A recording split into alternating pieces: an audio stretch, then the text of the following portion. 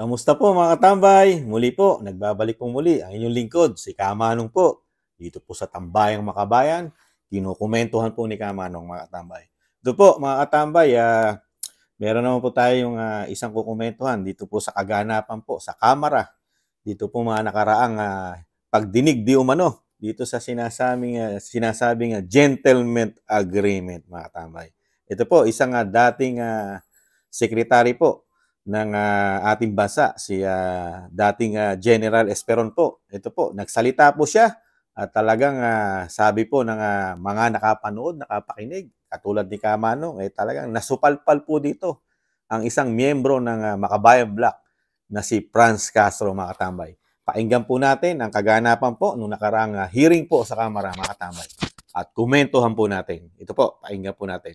There was no secret agreement. No secret as far as I know. So nandun kayo, Mr. Chair, General Esperon, Mr. Chair. So, meron bang occasion po na nakasama kayo? As I said, I was there, Mr. Chairman.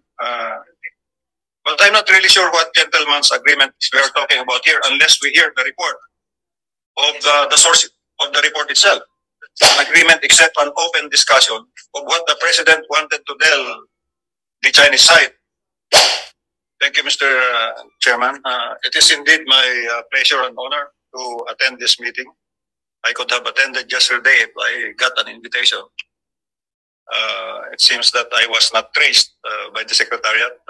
It's good that the Honorable Chairperson Chairman Tubas, sent me an email through his staff. And I promptly answered last night that I will attend to today after our stockbrokers meeting, stockholders meeting today at the Field Trust Bank.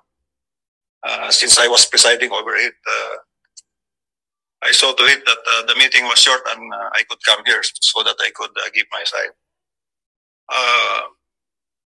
There is indeed a need for legislation insofar as the West Philippines is concerned, if only in terms of allocating budgets for the defense and for the for taking care of our sovereignty and sovereign rights in the area. And so I came here to contribute what I think would be important in taking care of a very important area to the Philippines, including the Philippine rights. I was, of course, the National Security Advisor, and in that capacity, I was the chairman of the National Task Force for the West Philippine Sea. I was a member of the cluster, Defense and Security Cluster, and so I hope this representation would be of help as a resource person here. Some say that I would be an enterologist here. I told them, no, I'm not. I'm a resource person, and I'm honored to be a resource person here. Thank you so much, Mr. Chairman. Thank you very much. Putuunin po muna natin. Ayan po, maliwanag po ang sinabi po ng dati pong National Advisor po ng ating bansa na si dating General Esperon, na talagang mismo siya, talagang wala pong secret agreement. At ito po ay ayon po sa kanya, talagang sa kanila lang po nila halos narinig dito po sa mga balita at yung sinasabing secret agreement na ito. Pero sa dating Pangulong Duterte, wala pong secret agreement na sinasabing kaganapan o nangyayari. Dahil ito po, natuklasan lang po natin ito mga nakaraan. Sino po ba ang di umano na nagpalabas po nito, umpisa nito secret agreement? Di po ba yung dating Justice Carpio, di umano? Ang doon nagmula po, halos di umano ang kanyang sinasabing may secret agreement ang dating Pangulong Duterte at nasundan na nasundan. At inadapt na po ito ng mga media di umano at ng dating Senador Trillanes. Di po ba? Yung secret na sinasabing agreement na hindi naman totoo. Wala naman napapatunayan po ang sino man, kahit po ang Trillanes at ang dating Justice ng Carpio at ang media, dahil wala namang secret at walang kasulatan at walang papel po, di po ba? Itong sinasabing secret. Pero politika po ito, mga katambay. Ito po, pakinggan pa natin. Former National Security Advisor. You may now proceed, Ma'am Castro. Okay, so if I may continue, Mr. Chair. So, kay General Lorenzana po, during the during the October 18 to 21, kasama po kayo no dun sa delegation. So, Mr. Chair, kasama din po ba si General Lorenzana sa one-on-one meeting with former President Duterte and President Xi Jinping? Mr. Chairman, hindi ako kasama sa one-on-one. I understand that pag one-on-one silang dalawa lang plus one interpreter. But I was there during the bilateral with several cabinet secretaries, and on the other side also the Chinese side. So marami kami doon. I think we are 5 in our side, and there are also 5 there on the other side. So okay. Thank you po. In that occasion, Mr. Chair,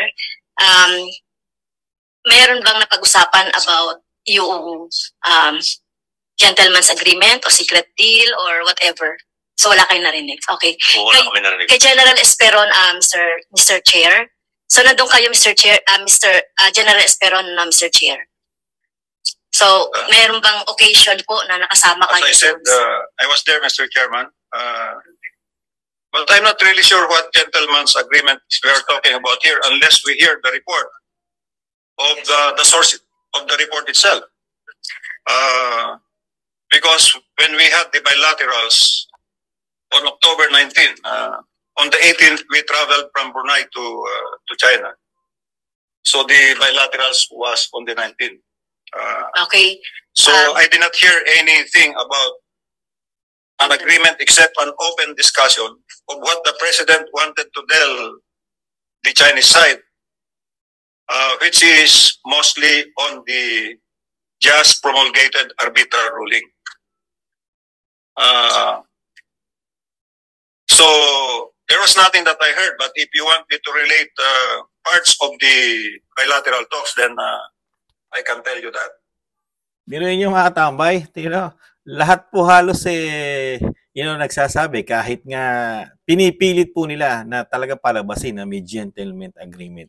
Samantalang napakarami nila doon sa sinasabing nung mag-usap po itong presidente ng China at ang dating Pangulong Duterte at pati po si dating National Defense Secretary Lorenzana. Talagang sinasabi po nila halos na talagang yung sinasabing secret agreement na ito talagang ngayon nga lang nila halos na nalaman o naintindihan na parang itong secret agreement lumalabas ito sa ngayon lang na hindi naman nangyari talaga kahit nung panunungkulan ni Pangulong Duterte, ni dating Pangulo. Talagang pinalalaki lang po talaga nila ang issue ng secret agreement dahil nagkakanda, sabi nga po ng mga kababayan natin, mga Pilipino di umano na nagkakawindang-windang po ang pulisiya ng ating gobyerno lalo dito sa sinasabing kapitbahay natin China na sa panahon po ngayon na ating administrasyon daw talagang lumala ang tensyon.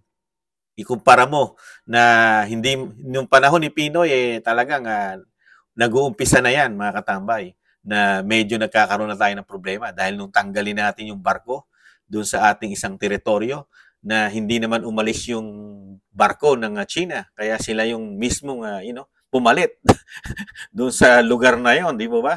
At ang isa pa, sinasabi nga ni General Lorenzana, protektahan na natin yung atin mismo. Ang protektahan natin, di ba mga katabay? Ilalagyan mo na lang logic yan Pero yung nakuha ng China, mahirap na natin kunin yun. Dahil lang usapin po sa ganyan mga katabay. Ang solusyon po sa agawan ng teritoryo, giyera. Lalo kung nasakop mo na yung teritoryo, yung isla o sinasabing nakuha ng China. Mahirap natin paalisin yan kung hindi natin gigirahin yan. Komento ni Kamanong yung mga katambay. Pakinggan pa po natin. Yes, thank you Mr. Chair. So may I just ask for the yung naging bilateral agreement. Kasi to save time na lang po. In writing, can you do that, General Esperon? I can in fact give you an interview that I made. Okay. And I can email that to the committee. Okay.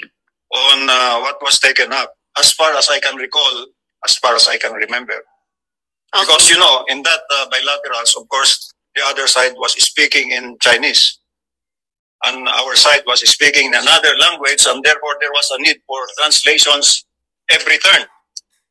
And so there may be a wrong interpretation of mine in hearing what were the translations. But in essence, what the President said was, Mr. President, I want to inform you again and make you aware that we have the arbitral ruling.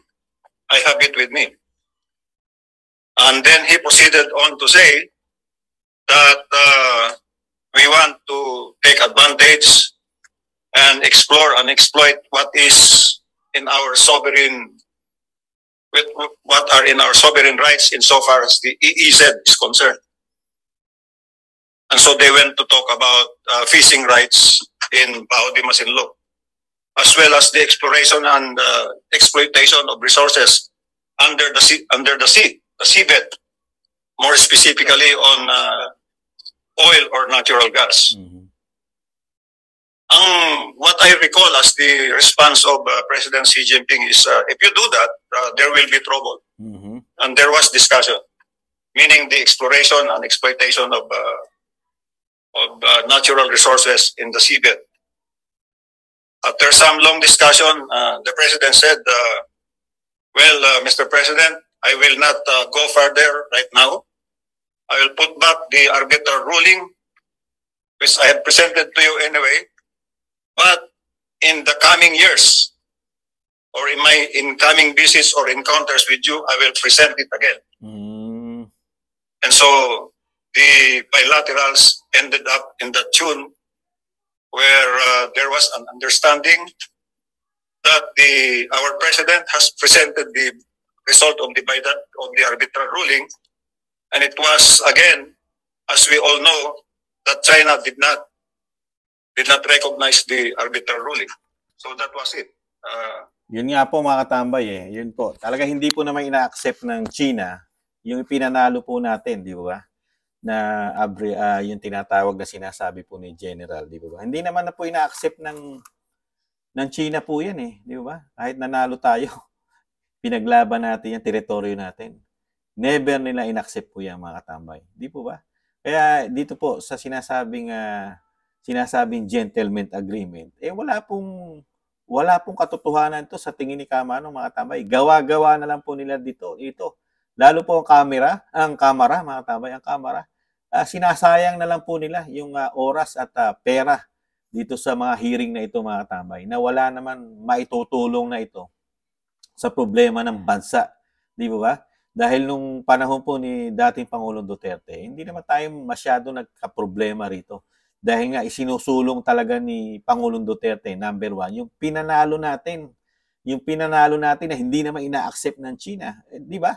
Dahil magkakaproblema tayo, trouble ang lalabasin natin dyan kung isusulong natin, pagkakapanalo natin. Di ba? At ang isa pa, kung tayo gagawa dyan, na mag-explore tayo dyan at i-research natin yung yaman dagat na sinasabing nasa South China Sea o West Philippine Sea, magkakaroon din tayo ng problema sa China, di ba? Dahil isa rin pagbabanta ng China yan na hindi natin pwedeng basta-basta, gawin. Lalo kung tayo mananaliksik ng pwede nating sinasabing yaman dagat dyan, mga tambay, lalo ang langis o oil o kung ano pa man ang meron dyan, di ba? Kaya kailangan talaga dyan saliksik na pag-aaral at syempre yung paipag-usap po natin sa bansang China, mga tambay, dahil alam natin na sila yung malakas. Katulad yan, nagkakaproblema na tayo lalo ngayon dahil nagiging agresibo na po ang China ngayon, mga tambay. Talagang gumagamit na po sila ngayon ng sinasabing puwersa sa ating karagatan na sinasabi. At wala naman tayong magawa dahil kulang na kulang tayo sa gamit dahil hindi naman natin talaga, napagbuti at naparami ang ating asset, lalo-lalo sa pagdepensa natin sa ating karagatan dahil nga sa laki ng di umano mga korupsyon na nangyayari sa ating bansa, lalo sa Kamara di umano at Senado na talagang napakarami daw nawawaldas na pera diyan, sabi ni dating Pangulong Duterte. Dahil kung humawak daw ng pera po ang Kamara at Senado, talagang waldas. At ito po, nagmamagaling na naman po ang makabayang black na si Franz Castro. Ubod ng galing po dito sa hearing. Pero supalpal naman po siya. Supalpal po. At yung mga kanyang pagtatanong, talagang wala ka logic mga katambay. Para ka lang nagtatanong sa grade 1, mga katambay. at yung mga tinatanong mo, talagang yung sagot sa'yo, talagang matibay, direct ang mga sagot sa'yo na talagang wala kaming na alam dyan sa sinasabi nyo. Secret agreement, kayo lang ang nagpapalaki niyan at kayo lang gawa nyo lang halos di umano yung secret agreement na yan para lang maikabit nyo sa dating Pangulong Duterte. Ganun po nakikita ni Kamanong ginagawa po yung secret agreement para po mapasama ito sa ground na para mapasama ang dating Pangulong Duterte dahil doon sa nangyayari po ngayon na sinasabi po ng mga Pilipino at ng mga eksperto natin na nakakawindang-windang na ang policy daw po ng Administrasyong Marcos lalo dito sa usapin sa China o sa China, nagkakawindang-windang at nagkakaproblema na po mga tambay. Yan po ang nagiging problema po talaga ngayon ng Administrasyong Marcos kung paano susolusyonan ang problema lalo sa kahirapan, sa kawalan halos ng trabaho at bagsak na ekonomiya daw ng bansa. Yan ang mga problema at nagtataas ang mga bilihin. At ito pa, yung problema pa sa China, mga tambay. Kaya hirap na hirap daw po na talagang, itong administrasyon na ito, nagkapatong-patong daw po ang problema ng Pilipinas, mga katambay. Kayo po, ano po masasabi niyo, mga katambay?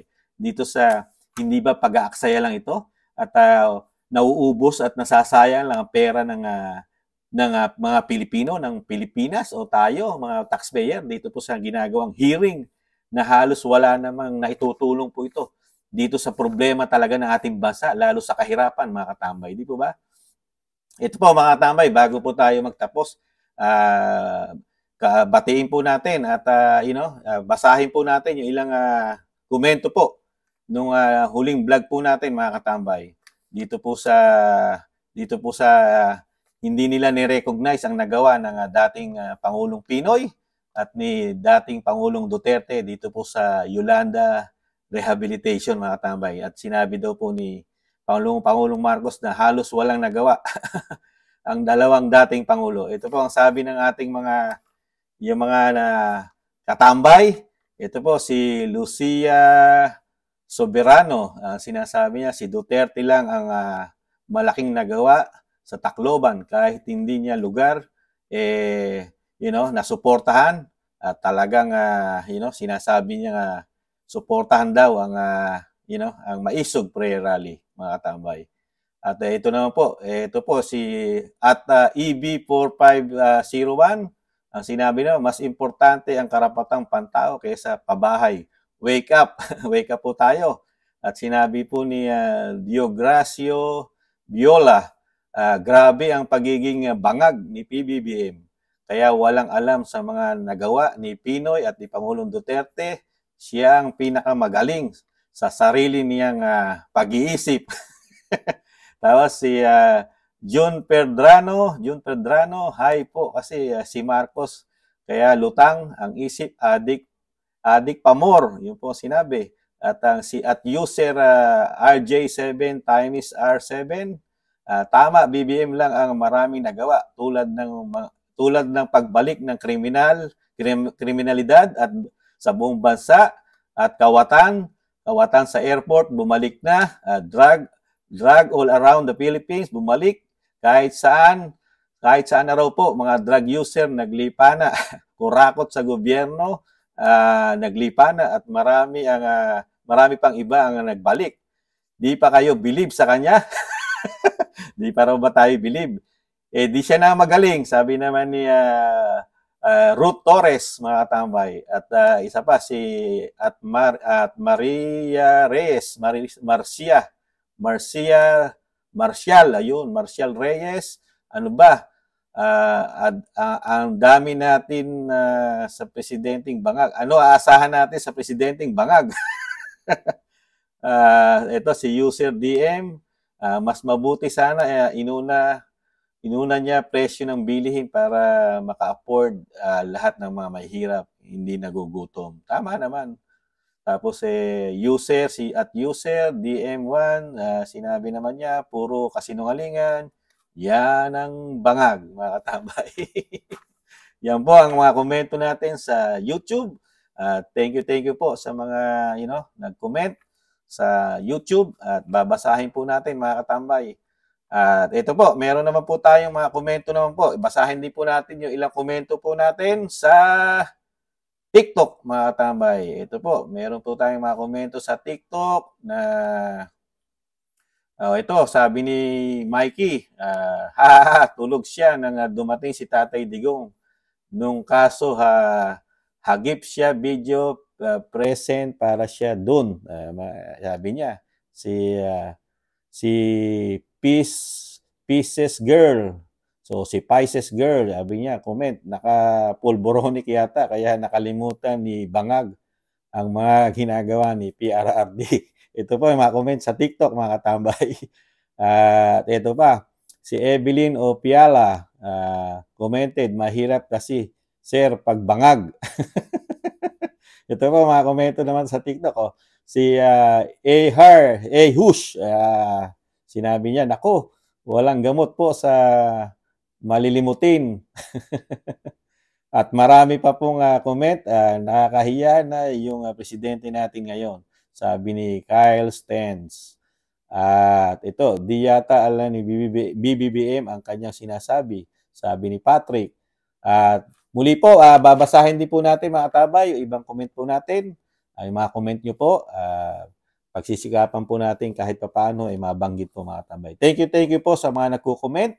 At sa mga magko-comment pa po, sige po, mag-comment lang po kayo. Babasahin po natin sa mga susunod nating vlog. Thank you po mga katambay sa nakagusto po ng ating maliit na channel, Tambayang Makabayan, sa YouTube at TikTok. Paalam po, ingat talawa. Bye-bye!